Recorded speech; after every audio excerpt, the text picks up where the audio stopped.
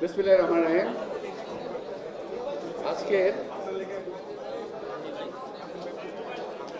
সাংবাদিক ভাইদের সম্মানে আয়োজিত আজকে ইফতার পার্টির আলোচনা সভার সভাপতি সিনাত কদর রহমান, উপস্থিত স্থায়ী কমিটির অন্যতম সদস্য আমার শ্রদ্ধেয় আপা সেলিমা আপা, প্রিয় সাংবাদিক নেতৃবৃন্দ, আমার সামনে ভাই ও বোনেরা, আসসালামু আলাইকুম। রোজার প্রায় শেষ সময়, আর সম্ভবত 10-11 মিনিট বাকি আছে। আমি বেশি সময় নেব না। আমি প্রথমে ধন্যবাদ জানাই আমরা বিএনপি পরিবার এবং এই সংগঠনের কর্মকর্তাবৃন্দ, নেতৃবৃন্দ যারা দীর্ঘদিন যাবৎ পরিশ্রম করছেন বিএনপির কিংবা অন্য যে কোনো সময় যে কোনো নিপীড়িত মানুষের পক্ষে সাহায্য নিয়ে এগিয়ে গেছেন। 2009 সাল থেকে এই পরিবারটি যাত্রা শুরু করে। এর মধ্যে বহু বিপর্যয়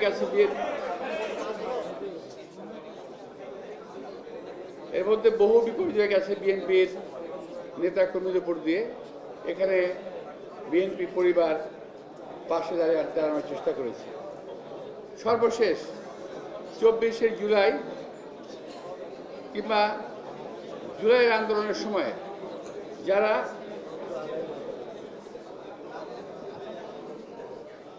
এটা তো পারুন না, লম্বা করলে না হলে কিছু করার নেই। এটা আনতে পারবো কিনা দেখো। তো জুলাইয়ের আন্দোলনে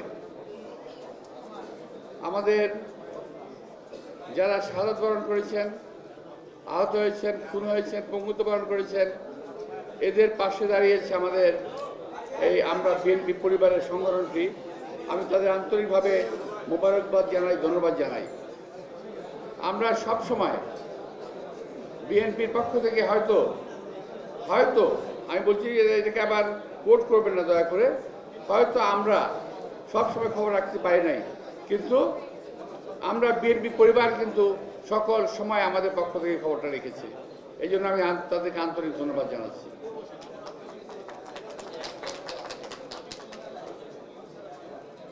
আজকে আমাদের সামনে যারা উপস্থিত আছেন সাংবাদিক ভাইরা, এর মধ্যে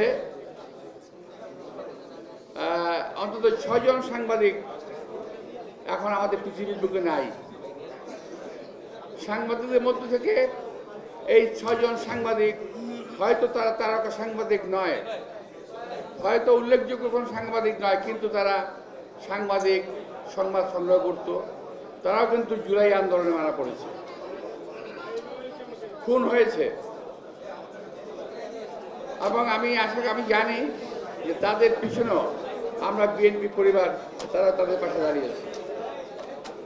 সাংবাদিকদের অবদানকে খাটো করে দেখার কোনো সুযোগ নাই। কোনো দেশ, কোনো জাতি, কোনো রাষ্ট্র সাংবাদিকবিহীন আছে বলে আমি মনে করি না। এবং সাংবাদিকবিহীন রাষ্ট্র যদি থাকে, সে রাষ্ট্র অবশ্যই গণতান্ত্রিক রাষ্ট্র নয়। একটি গণতান্ত্রিক রাষ্ট্রে স্বাধীন সাংবাদিকদের জন্য একটা প্ল্যাটফর্ম থাকতে হবে। সেটাও সাংবাদিকদের প্ল্যাটফর্ম, যেখানে সংবাদ সংগ্রহ করার একটা সুযোগ থাকে। প্রিয় ভাইরা, আমার এই দীর্ঘদিনের রাজনৈতিক পথ পরিক্রমায় আমার বহু সাংবাদিক ভাই কালের গর্ভে হারিয়ে গেছেন।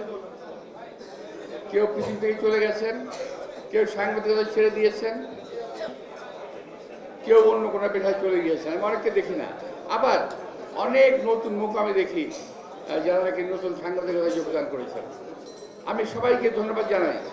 আপনাদের সকলের সম্মিলিত কার্যক্রমেই আজকে দেশে যে গণতন্ত্র প্রতিষ্ঠিত হওয়ার পথে, সেই গণতন্ত্র প্রতিষ্ঠিত হতে যাচ্ছে আপনাদের সকলের কার্যক্রমের বিনিময়ে। আমাদের মাঝে সবার প্রিয় মোদি ভাই উপস্থিত হয়েছে, ভাবিকে সহ। আমি তাদেরকে আন্তরিক ধন্যবাদ জানাচ্ছি।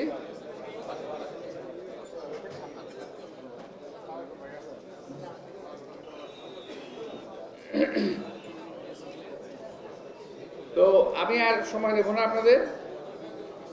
আমি শুধু সাংবাদিক ভাইদের কাছে একটা অনুরোধ রেখে আমি শেষ করব। সেটা হলো,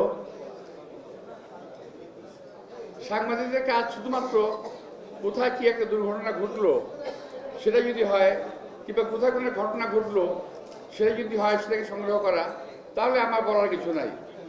একটি কাজ আছে বলে মনে করি, কোথায় কি হতে যাচ্ছে, কোথায় কি হতে পারে, এটাকেও খোঁজ করে বের করা সাংবাদিকদের একটা কাজ বলে আমি মনে করি। প্রিয় ভাইরা, আওয়ামী লীগের দোসররা আজকে কে কোথায় অবস্থান করছে এবং বাংলাদেশের রাজনীতিতে কোন কোন রাজনৈতিক দলের কার কি অবস্থান, কি অবস্থান, কোথায় অবস্থান, এটা আপনাদের পরিষ্কারভাবে তুলে ধরতে হবে। প্রিয় ভাইয়েরা, আমি দেখলাম একটা জিনিস কি জানেন, আপনারা খেয়াল করে দেখবেন, আমার কথা যদি ভুল হয় আমি এখনই ক্ষমা চেয়ে নিচ্ছি। একটি বিশেষ দল সম্পর্কে আপনার কোনো সাংবাদিক, কোনো সংবাদপত্র আপনারা কিছুই লিখছেন না, কিছুই লিখছেন না। আপনারা শুধু লিখছেন কিন্তু বিএনপি সম্পর্কে যতটুকু পারেন ফুলিয়ে ফাঁপিয়ে বাড়িয়ে লিখছেন, কিন্তু আরো কিছু আছে তো, অনেক কিছু পর্দার অন্তরালে অনেক কিছুই ঘটছে, আপনারা কিন্তু লিখছেন না। আপনারা লিখছেন না কোন ব্যবসায়ী হেলিকপ্টারে কে বেড়াতে যায়,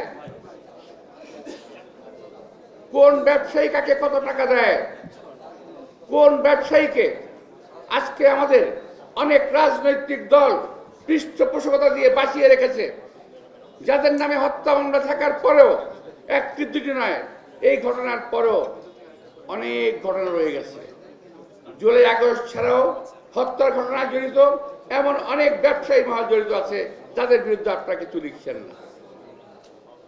ভাইয়ের, আমি আপনাদের সমালোচনা করছি না, আমি আপনাদের চোখে আঙ্গুল দিয়ে দেখিয়ে দিতে চাই যে আপনারা কোথায় কোথায় ভুল করছেন।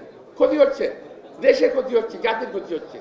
আপনারা কেন তুলে ধরছেন না যারা 3 তারিখের, জুলাইয়ের 3 না, ওই যে ব্যবসায়ীদের সম্মেলন, এই ব্যবসায়ীদের সম্মেলনে কারা কারা ছিল, কারা কারা গ্রেপ্তার হয়েছে, কারা কারা হয় নাই, কেন হয় নাই, এটা একটু আপনাদের তুলে ধরা দরকার। কারণ এই সমস্ত লোকগুলো তারা অবৈধভাবে গত 17 বছর টাকা কামিয়েছে, আর আগামী 17 বছর এই টাকা খরচা করবে বাংলাদেশ ধ্বংস হওয়ার পিছনে। সুতরাং আপনারা দয়া করে ওই সমস্ত ব্যক্তিবর্গকে একটু তুলে ধরেন, একটু দয়া করে তুলে ধরেন, সাবধান করেন। ওরা মনে করে টাকা হলেই বোধহয় পৃথিবীটাকে পকেটে নেওয়া যায়, কিন্তু এটা ওরা জানে না, টাকা হলেই সব সাংবাদিকদেরকে কেনা যায় না। এটা কিন্তু আমি আমার জীবনে দেখার ব্যাপার। হ্যাঁ, অনেককে আমি দেখেছি, যাদের সাথে বলতে চাই না, তবে টাকা হলেই সব সাংবাদিকদের কেনা যায় না। ওই যে পাশে একজন আসছেন, আমাদের নতুন মধ্যে ভেয়ে আছেন, টাকা দিয়ে কিনতে পারবেন কেউ, কিন্তু অনেক সাংবাদিক আছে তাদের কেনা যাবে হয়তো বা, আমি সবার কথা বলছি না, যারা সাংবাদিক না।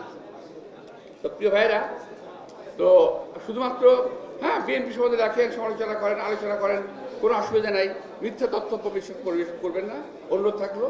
আর যাদের বিরুদ্ধে আমি বললাম, আমি তাদের বিরুদ্ধে বলি নাই, আমি আমার পক্ষে বলেছি, কারণ আমি বাঁচতে চাই, আমাকে বাঁচতে হবে।